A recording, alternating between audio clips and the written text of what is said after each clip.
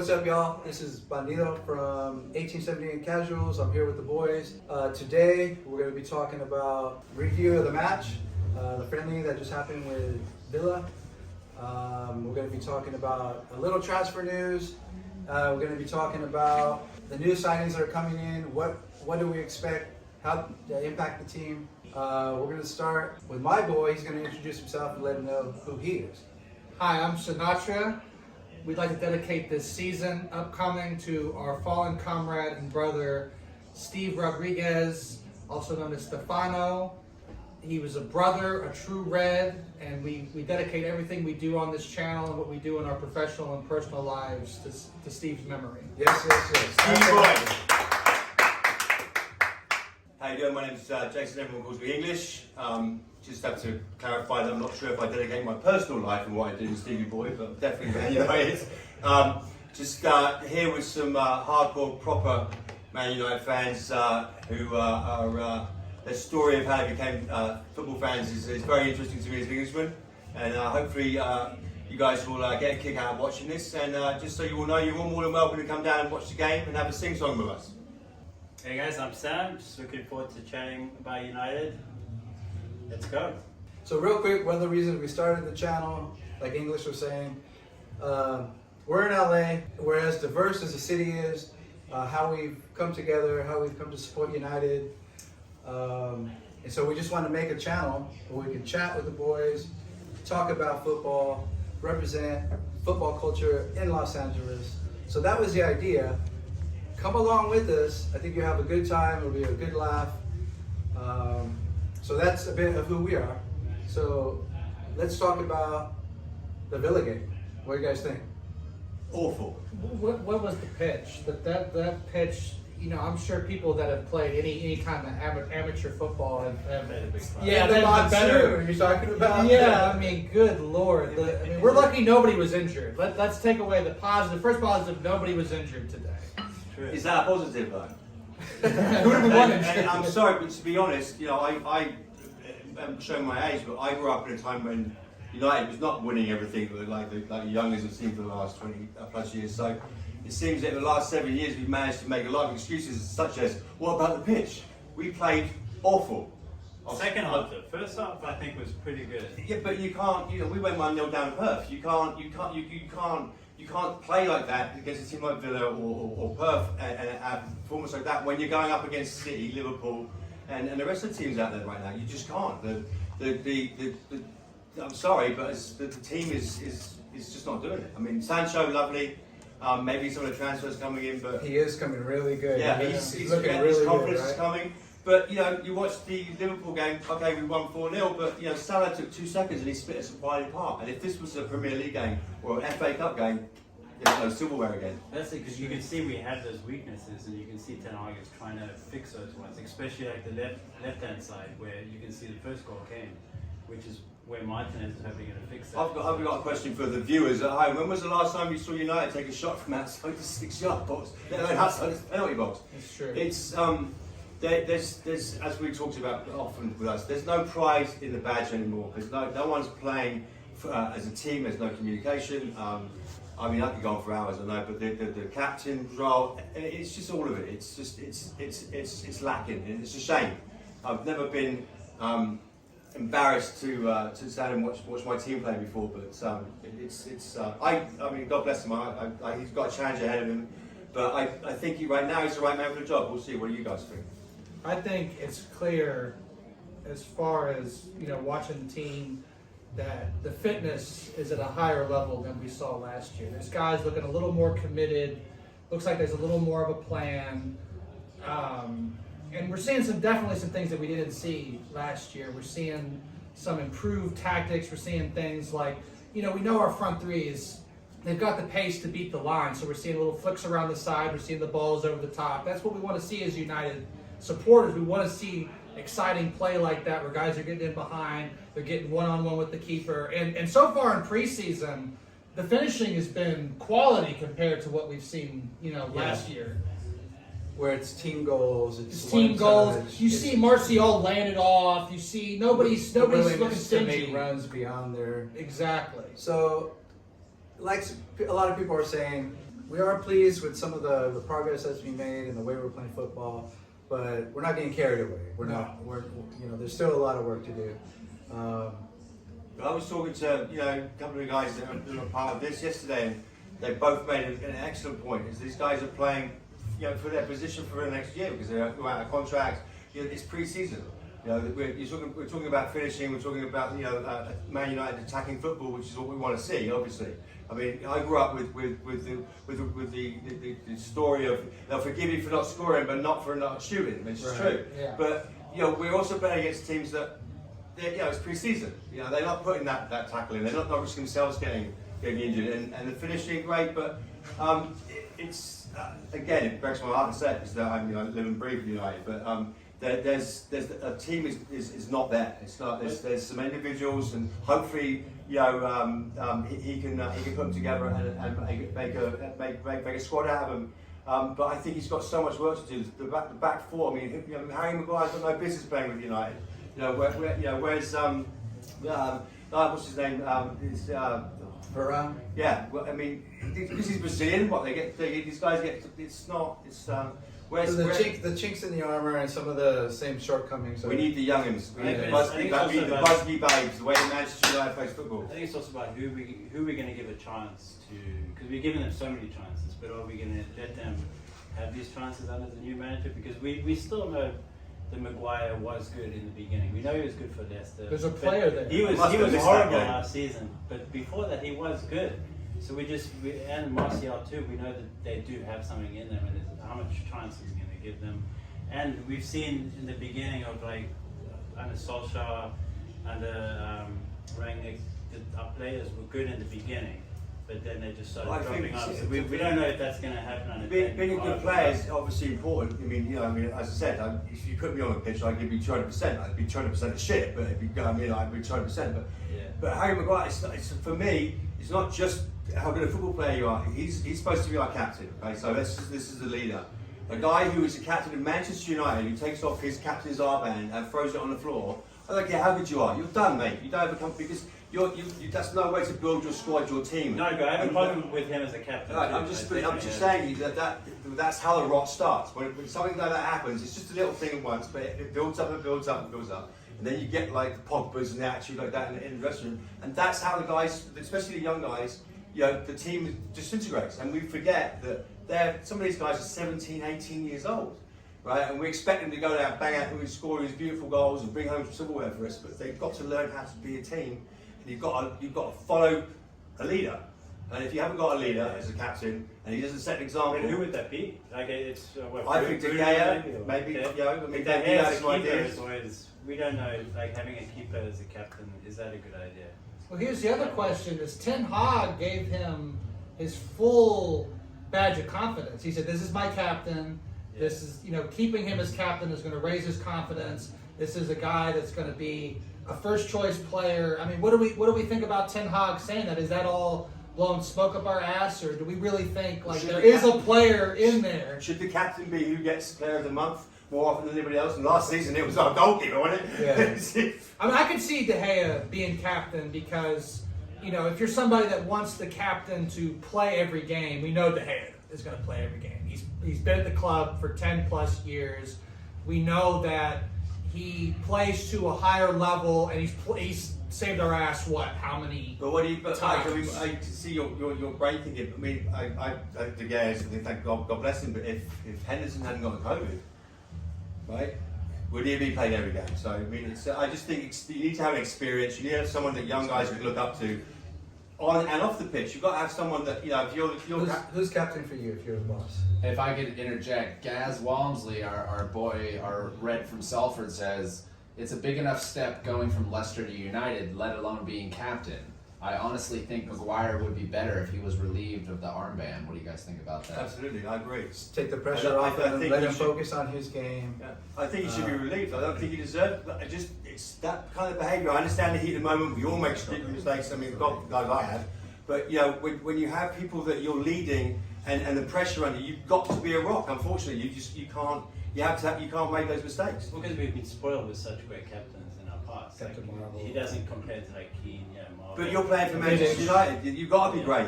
You know, there wasn't George Best and his mate. It's Georgie Best. You don't remember anything. It's the best is the best is the best. Class of '92. You remember the guys, but they all came from a similar background. They were a team. They were a unit.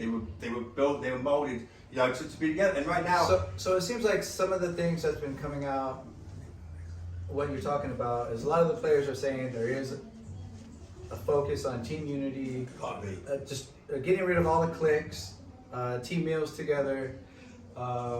enjoy your football. Be mates. Yeah, You've got to be and mates. time off the pitch, enjoying each other. And I think Alex Ferguson summed it up brilliantly in the Class of '92. He said, watching these guys. Just the training was a joy to watch them just kick the ball around and enjoy football. And with teams that are doing so well in the Premier League right now, when you watch the games, yes, the skills there, yes, the groundwork's been done, but you watch them, look at their faces, they're loving it, they're enjoying themselves. And that's how you, in any aspect of life, if you enjoy yourself and you've got people you trust and you look up to and you can look to, right? They're also sticking up for each other again. If you A see team. Fred, and they are fighting for each other, which they weren't doing last season. So the second thing we want to talk about, the players coming in. How are they going to affect the team that's on the pitch, in the dressing room? And we can't rely on we're going to get Frankie de Jong, because as of right now, that's not the case. So Martinez, and that's how you say it. It's not Martinez. I've never heard I've never heard any Spanish speaker or anyone named Martinez say Martinez. It's Martinez. So how do you see him coming in? Malacia, Eriksson. How do you think they affect the dressing room and the final product on the pitch? I'm interested in Martinez, honestly. They call him the butcher. He's the Premier League, right? They call him the butcher for a reason. You know, I'm one of those guys that said, okay, he's 5'9", 5'10" on a good day. That's because he's 6'5". Yeah, it's because can he deal with the pressures of some of these guys? The center forwards are behemoths in the Premier League, but. By all accounts, the guy is a monster. By all accounts, in the Champions League, he's gone up against some of the guys he's going to see in the Premier League anyway. He's gone up against Haaland, gone up against Nunez, and he shut him down. Yeah, he did. And by his smart position and aggressive tactics. And I think, if Maguire or whoever is going to be the partner, because I expect him to come in and start right away. I don't think there's a question about that. I think he comes in and gives us a different look. And I think that takes some pressure off of whoever's partner is, where he can get back, he can be the guy that can make the pass, that Maguire maybe doesn't have to be the guy that's coming forward, and also frees up some of the midfield. So maybe instead of having two holding midfields, now you have another guy that can get further forward, like Fred, and then he doesn't have to worry that if I'm too far forward, coming back, you got a guy like that can make the tackle, and boom, we're right where we want to be. What do you feel about the gaffer saying that Maguire is in a fight to play every day? I think all the players are in a fight Right to now? play every day. I don't think anybody's guaranteed. I just don't think he's guaranteed to play. Well, I think a lot of people He think that. did say whether you're the captain did. or the star, you have to earn your spot. But that's So you have to earn your spot to be in the locker room. Yeah. That's what he said, right? Yeah, that's Let good. alone the pitch. That's also a very scripted thing for any captain manager to say. I mean, you're talking about Martinez coming in. Excuse me if I pronounce it correctly, being an Englishman. But being on the pitch, off the pitch, back in the day on the terrace, there's an old saying: it's not the size of the dog, right? It's the size of a fight in that dog. So the boys from Salford, Scholesy and Butty, they were the biggest fellas in the world. But you don't want to, Ryan Robson, he's not again. So it's the heart. It's what you're playing for. You're playing for that. That's got to be that's the first thing you're playing for the patch. Eriksson, I think, is going to be fantastic. I think he's What do you also think a power Eriksson's pleaser. gonna? Well, I think Eriksson's a great talent because he has that Premier League experience. Yes. We've seen what he's done at Brentford already, so we know he's going to come in and be good. Which I think I think he had the Martinez, heart attack. though, I think he might take time to adapt. So I'm interested to see if fans are going to turn on him if he does struggle a bit, because it's like he's coming from the Dutch league to go to the Premier League. So I think he's going to be good, but I don't know if it might not be straight away. What do you guys think about Dutch players coming to Manchester United after what Van der Beek went through? I mean, I'm surprised that anyone from Ajax would even touch us. You know, it's almost like his career was destroyed in the last year, which I think is awful. I mean, it's such a waste of talent. You know, I think in the previous regime, we had situations where there was who the manager wanted to get and who the ownership and the board wanted to get. do you think that'll change? Do you think I think it's a little different now because there's guys like Woodward, who was clearly the Glazer yes man. We all know that. Those guys are out the door. The Glazers, while we still don't trust them 100%, it's looking a little different than what we've seen. We're ready to be heard again. We're ready to be heard again, like Bandito likes to say. But for me, I think because with Van der Beek, there is a player there, and how do we unlock him, and how do we get these players to transition he to the impressed Premier me League? in the friendlies. I mean, Yeah. when they give him an opportunity, for some reason, something is stopping this guy being given the opportunity. He's too soft though. And He's he- too soft. He's got to get harder. Like he's coming into his games and he's not showing up. He does get He's bullied not- a lot off the ball. Yeah. Here's- If you have not been given a game for a year, Yeah. Here's my question. So if you got Van der Beek, who's usually played behind the striker, especially in the system we play now, where do you put Eriksson? Where does Eriksson come in? Because here's a guy that's pretty versatile. Yeah, I'm interested to see how Eriksson. Do you does. play him Does he further play back? a false nine? Yeah. Does he play in a double pivot? well, that high press didn't do that well for us in these friendlies. I mean, yeah, it was okay on the break, but I mean, again, any team that got behind us was on that high press, and I just don't know. And Eriksson's not a player that's going to be coming back and playing a lot of defense. He's- That's a yeah. forward-thinking player. You know, he's not. But why can he not play on the left wing though? I know That's- it's not quick, yeah. but It's if true. we have pacey left backs coming in, like And that's something we've Yeah. seen. That's something we've seen also. You know, as far as taxes go in the preseason, is the fullbacks really getting forward and like you were saying, But then Malacia. Eriksson can go. He can go. Why up, spend but he money can also pull in a Luke bit Shaw's after position the field. when you've got so many other holes to fill? That's right. You know, I mean, Luke's a rock right now. You know, maybe not 2 or 3 years time, but why are we focusing for some reason on this position when? Well, Luke Shaw's been very hot and cold. Like he's Right, but as opposed to the other guys hot and cold, you know, I mean, it's I just, think Ten Hag's, the way he plays tactics is the backs are so important, and having the physical ability late in the game to track all the way back and to be almost like an additional midfielder. Like you're saying, we haven't seen that consistently from Shaw. He had a great season 2 years ago, where he was maybe one of the best in the world, at his position. But I think it's good. We're forcing players to compete for their position and to be on the pitch. and Delors looking good too. He right? is. Like, he's like all of a sudden finding his form. He's looking dynamic. You know, he was playing it with his left foot in for Martial's goal in the preseason match before against Crystal Palace. That was a nice. again, That it's, was a nice it's little yeah, goal. the guys are coming into form and etc. etc. It's friendlies, it's pre-season, Yeah.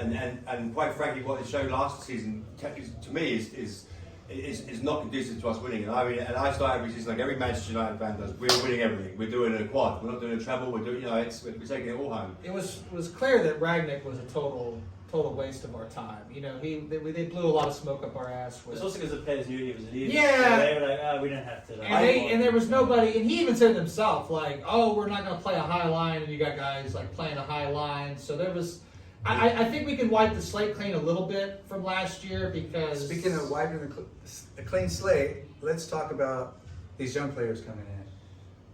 Who do you see on loan? Who do you see maybe getting some games in the first team? Iqbal. So we had Zidane Iqbal. Iqbal. That's He looks. both of them. I think they need to go on loan. Though, to be honest, I think Iqbal's going going to need some games. He's going to need games. and then I think a lot of the young guys are going to need loans. I was, not to be, on a negative front, but Mejbri I thought was going to be, somebody that was going to really show out, Hannibal, in the preseason, and he's been a little quiet, for me, not as, especially for a guy that's played for Tunisia. He's played He's for, international. yeah, he's He international. was top three of the young African players. Yeah, exactly. So I thought we would see a guy that would really come in and take a hold, especially because we need more players that can give us options in the attack. It's clear that we're weak, not just individuals. all. So I want to say that I heard he was going to Birmingham City. Like Chong was last year. You're talking about young players coming in and going out on loan to get experience, etc. Again, that's not a team. Why isn't the youth team playing together as a team with the A team coming and watching, just like they used to do under Ferguson, right? And it's not. I understand it's not this different regime now, but the foundation of anything, right, is goes through history. There's roads in England that are still there built by the Romans for one reason, because it was built with the foundation properly. So you have to have the youth team playing together to know each other. Not one guy going here, one guy going there. I like Iqbal and Savage coming in, playing together, and playing better than McFred. You can't Comfortable with the ball. buy this guy, then put him out on loan, expect him to come back, and us as fans expect him to start scoring goals and fitting in and taking over, because they've got to be a team. They have to understand how you think. You know, your friends that you grow up with, your mates that you work with, you know what's going to happen because you're conditioned every day. Like how the Exactly, you know what's going on. And they all play together. Yeah, exactly. Yeah, and that's So there's what, been a real disconnect between the development of a youth player into absolutely. the first team. And what's happened to our scouting? Yeah, and how does the club take a very talented youth player and integrate them into the first team? Well, I think James Garner might be ready, but he's just been injured, so we haven't seen him in the big season. But he had such a good season at Forest that I think he could fit in. He looked decent. He looked good this morning. Yeah, he looked decent in the little When he came 30 in, minutes. The 30 minutes Sancho's that he looking had. on fire, his confidence. But and I can't even imagine the pressure that is there on these young kids. Like it's terrifying. But you've got to create a team with them, because you can't. You know, okay, there are certain individuals who need a little bit more coddling than others, and some are tougher, and some need a little bit more loving or whatever. I understand that. But there's got to be a way that this guy can create a team. Give him a captain, give him someone to follow, something to do off the pitch, something that they live, breathe, and Manchester United on and off the pitch together as a family, if you will. You know, I mean, I know when I come to watch Manchester United at 4 o'clock in the morning in Los Angeles that I'm going to meet my mates who are from such different backgrounds to me that I never would have imagined. You know, when I started watching Manchester United with my dad as a young'un, right? But all your stories to me is so interesting. But that's what makes Manchester United. Why a guy from South Africa, originally from England? Why this guy Bandito? Why Sinatra? Why all the guys behind him? Why they're so into Manchester United? Because the guys out there who are watching this, there are certain sites or certain clubs from Manchester United that say you're not welcome. Everybody's welcome here. We might not get along day to day all the time, obviously it's life, but we are Manchester United fans, and the sing-alongs here, the songs that no other team in the world has about Manchester United, and everybody's story here is so interesting.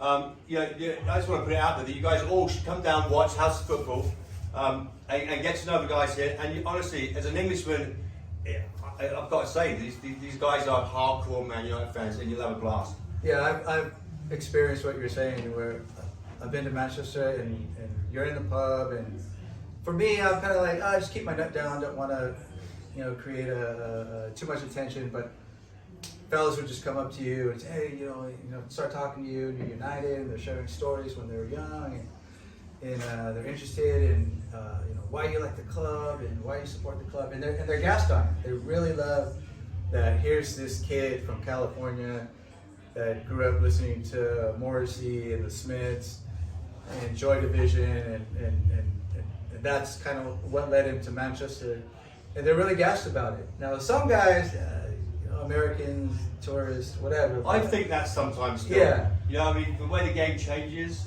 I was talking with a couple of guys. I don't want to focus on that negative part. It's just like you're saying, it's a family. You come in, you're treated well. That's what I've experienced. That's what the most Manchester part. United fans that are here are all about, as far as I'm concerned. So for the ones who, they like United, they're not sure of the history and stuff, come down and learn a bit about the history, some of the songs, why the rivalries are there. It's all part of the game. Yeah. The rivalry between United and Liverpool and other clubs. There's a history to that, and it's a tribal. And you're not going to get slagged off if you don't know, because you don't know. Exactly. Someone taught you. You're going to teach someone. That's the idea of what we're here for, and why we enjoy each other so much. Just because someone's leading a song does not mean they're a general. They're not the boss of you or wants to boss you. It's because they know the words. Come down and have I'm the boss. and come down and have some fun. So there's a question out there. Ten Hog, is he gonna stay with the club, have a long career, retire there, or is he gonna come, try to make United good, and then go? For me, once you're at United, that's the pinnacle, unless he's a Jose Mourinho. But I don't think that's his goal. I think his goal is to be the boss for a long time and win trophies, and play an attractive style of football, and have a system where youth can come in and attack. That's what we're all hoping, right, Sam?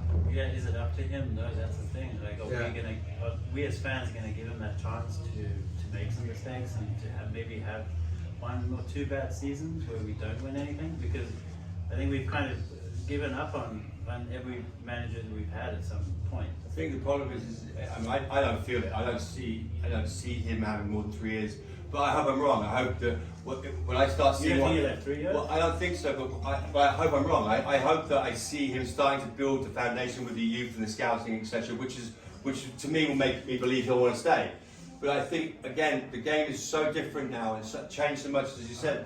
If we don't get a result immediately, not just the fans, the boardroom, everybody, they want it gone. It's just we can't do that again, because then we've got to start over from scratch. Ferguson had 4 years and we were screaming for his head. The same thing. Ferguson, we Where do want you to see the scout him. boss long term? Or?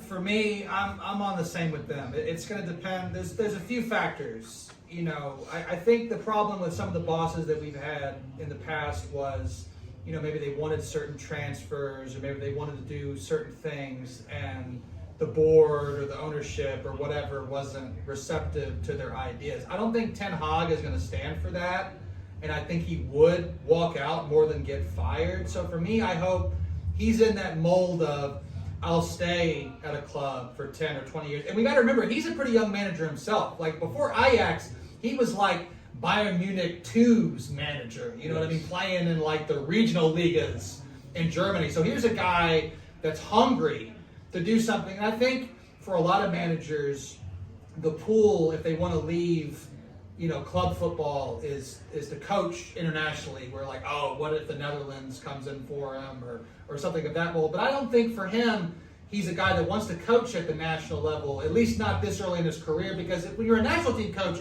you don't get your guys every day.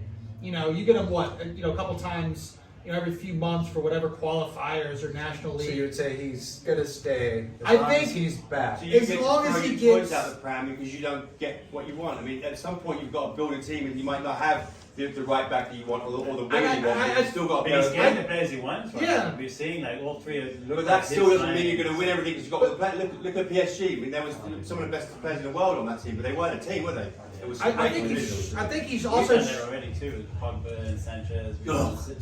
I think he's Pogba. also got a willingness to develop some guys that maybe other coaches weren't able to. Because he's even said, like, listen, if we can't get De Jong in, we're going to have to deal with what we've got now, right? And so I think he's got a willingness to, okay, we may not get every signing we want, and we'll develop the players that we've got. But I think if the players don't turn on him like they have on Ollie, on some of the other players, and if he can keep that cohesion, we can get some success early. And we're seeing some success early. I mean, yeah, it's preseason, but we're seeing them. We're seeing it through the training. 'Cause Yeah, we're seeing through the this is training, a you can see they are, at least at the completely- moment, they're working hard. I'd settle with Completely different exciting. Before it's success right now, I'd settle with exciting. I mean, you want this to go through the whole season, and I think that's why Ten Hag's like, look, it's a long season.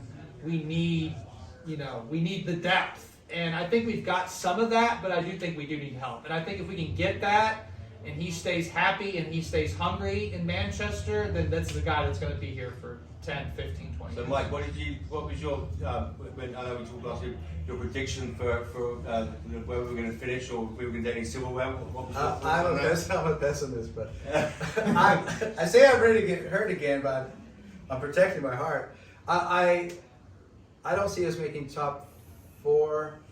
That may change when we get started and we're a few matches in and we look at the rest of the league. I think we're battling again Spurs and Arsenal. Spurs are definitely going to be better. Yeah. I think they're the one team to watch that are going to be better. Unless Conte just works them too hard and then they turn on him or something. But Well, we know how we So, know the history like- of Spurs. Well, We unless know they where just they're- beat yeah. Spurs. Yeah, Like exactly. like you were saying, I want to see attractive attacking football. I want to see players playing for each other, playing for the badge, playing for the boss, and I'm hoping we can nick some results out of these rival games and not we get it, maybe we get a draw, we make it competitive where anything can happen. yeah, we can't be losing 4-0 to Yeah. Liverpool. You Well, can't it's go down interesting. 5-0 Can't to go Liverpool. 5-0 to Liverpool. It was interesting that Ollie, had a great success rate against those what do you call it, top 6 Yeah, teams, two but then we teams, couldn't beat Brighton or Burnley or whatever. Well, that we was the saw struggle. What happened last season? How come we were so good the season before that, and all of a sudden we signed Ronaldo, Varane, Sancho, who should make us better? Well, I think and the we got problem worse. is So that it's when you think about saying, why would we lose to Brighton, why lose to Burnley? People forget, playing Manchester United is like your cup final if you Yeah. play for Brighton. So with that, no disrespect to the Brighton players, but when he comes out and plays against Man United, there's something that is going to make him play the best game he can in his life because it's Manchester United. Because he wants to tell his grandkids, his great-grandkids, I scored against Manchester United at the Stretford End when we beat them. Or even if he didn't beat them, but he scored. So, when you are the best, when people come But to our perform- players should be saying, I play for Man United. I should well, be yes, fucking that's it. putting my- When the my best, level when you're the up best, more. people put on their best every game. So we have to be better at every game, and that's part of being the best in the world. And that's what, as a fan, you want to see and you believe. And as a player, I hate to say it, you put the pressure on them, but that's what is expected of you because that's why you get the money, the big bucks. Prediction for Premier League: 5th, flirting with 4th. I think we can do some bits in the FA Cup. Obviously, last year we got embarrassed. So if we can get to quarters, semis, League Cup, that's a second team kind of competition. Like people are saying, we don't really have the depth. I don't see us really doing a lot. Europa League, is that our best bet to get into Champions League for the following season? Maybe it is, but I Best think chance of the trophy. I think we're gonna put a lot of youth in and a lot of second team players, and I hope we can get at least lift a trophy in that way. I don't see us lifting a trophy this season as much as that might hurt again, to go through that drought. But I see, And fans have to be ready for that. yeah, we have to be ready for that. And I see, like you were saying, where in some of these, ancillary competitions, we're playing some of the second, tier guys. I think really the Premier League should be the focus. And I think top 4 is attainable. And I think, some guys that maybe underperformed last year are really going to be, able to spur us on to some different things. I think Rashford is going to be a completely different player. Sancho, for me, is going to be player of the year. I think he's going to. He's really coming on. Yeah, but we saw him doing it at Dortmund. I think we're going to finally see in the Premier League. What about you? Well, as a Manchester United fan through and through, I see and believe we're going to win the Premier League. But in all reality, I think second Premier League. FA Cup, we're taking it home. It's ours. It's nothing to do with Arsenal. They think they got one up on us. FA Cup belongs to Manchester United. And there's an old fella. I've cried way too many tears as a young one watching us lose it. So the FA Cup we're taking home. Second in the Premier League. And I don't know what a caribou is, so yeah. It's a drink. Yeah, I don't think so. Korea or something, right? Liverpool are welcome to that. And Europa, I think it'll be a good performance for the youngins to have some experience in Europe for UEFA next year, and maybe that will have a surprise there. But I think second for the Premier, honestly, and I think it will definitely take home in FA Cup. I think it's just so hard to know because we know that our midfield is not good enough. We know we need at least one big signing in the midfield, and we don't know what's going to happen up front because we don't know if Ronaldo's going to be there or if Martial's going to play well for the whole season. So I think it's so hard to tell. So my expectations are to look like longer than that, to look 5 years. like a 5-year plan, then we need to be winning the league in 5 years' time, at least. So, I mean, I'd be happy just to get Champions League, but obviously I want us to be challenging for the title. We should be doing it every season, but I'm willing to do like Ten Hag as a 5-year plan to like just see us like get better. If we don't win something in 5 years, you won't be here in 5 years. That's that much is true. That's No, I think I'm talking about the Premier League now, because obviously we want to get back in the Premier League because we want to stop Liverpool from getting 21 titles or 20 titles. never happened. So, Liverpool will never ever. well, that's the thing. They've only won one. They're on par with Leicester and Blackburn for Premier League titles. Let me ask you a They question. really I'm haven't going to ask you a done question, a little bit of a joke. I hope people at home. You understand why Liverpool smells so badly? that. Why is that? So the blind can hate it too. So on that note, it's always good to end with a dig at the Scousers. We're gonna end it there. Thanks for joining us. 1878 Casuals, the LA United Supporters channel. Come along with the ride. We've got some good characters here. I think you'll have a laugh. And we'll see you next video. Up the fucking Reds.